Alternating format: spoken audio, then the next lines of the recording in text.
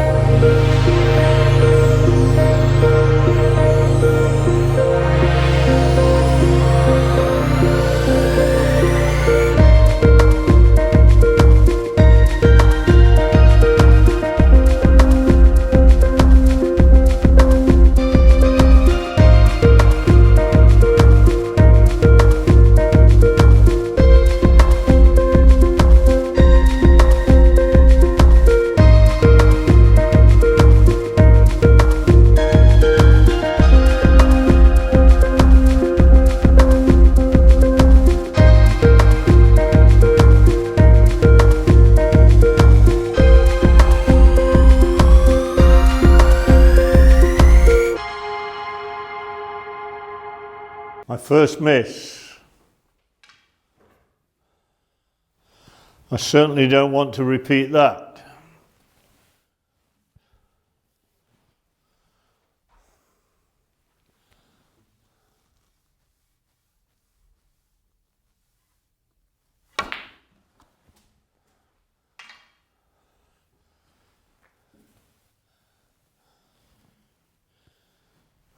You see there, on that last shot, I took a little bit more care as a result of the previous shot where I missed.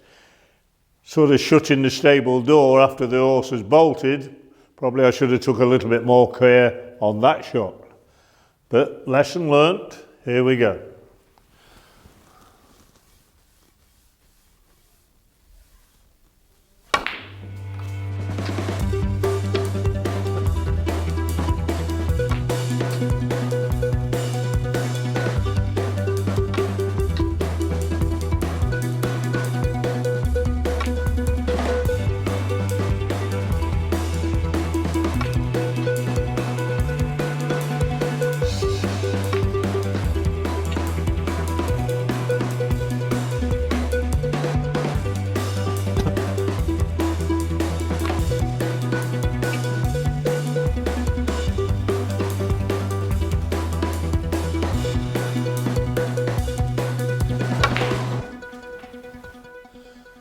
Nearly missed that last one.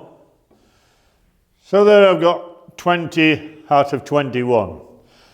I've played the shot with a little bit of pace on the shot, so I'm be quite pleased with that percentage. When I missed, I sort of examined what I was doing, took my time a little bit more, and gave myself a little bit of a reprimand, saying, hey, don't be careless. Okay. Like to emphasise that, you know, I watched Ronnie O'Sullivan practice that in a practice routine prior to playing in a tournament, and I was just sat admiring it, the way he hit the ball, the beautiful sound as the balls collided, right? I'm just sat there waiting for him to miss one. I can assure you I would have waited an awful long time. Anyway, what I want to emphasise is that if you are missing that shot, right, it's time to start examining your technique. Get yourself on that baulk line.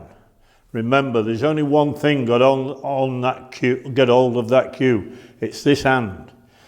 And if you've got a problem with delivering that cue in a straight line, a lot of players do, then somewhere along the line you can bet this grip has got part of the problem. The answer lies here. Not all the time, but certainly a lot of the time. I've highlighted how to grip the cue in one of my previous videos. Please have a look. Get on the baulk line, delivering that cue in a straight line. Have a think about what you're doing. Now, all those shots that I've played there, I could have trickled them in and possibly got all 21. I wanted to ask a little bit of a question of my own ability, so I played it with some degree of pace. The next thing I want to say is that if you're going to do any practice at all, don't just practice it from one side of the table. Get to the other side of the table as well. Please don't establish a preference for one side of the table. What we do now is repeat the practice you've just done from that other side of the table. Again, I've already mentioned that in another video. Now, this table here is a star table. It's exactly the same as you see on the television. The cut of the pockets, everything. And in fact, Michael Altu's table this belongs to, he just had it recovered a few days ago. So it's playing delightfully. But when you get a sheen on this cloth that is on the new cloth, it really does examine your technique. So, you know, I'm quite pleased that I've got 20 out of 21. Annoyed to miss this one because I know I missed it through carelessness and I shouldn't do that. All right? So get this cue out. Think about that the game is all about repetition, repetition, repetition. You're repeating that cue action time after time, right? So if you want to develop your game, the answer lies in that cue action. So get to work on it. Get to work on it methodically and purposefully. All right? Good luck with your practice.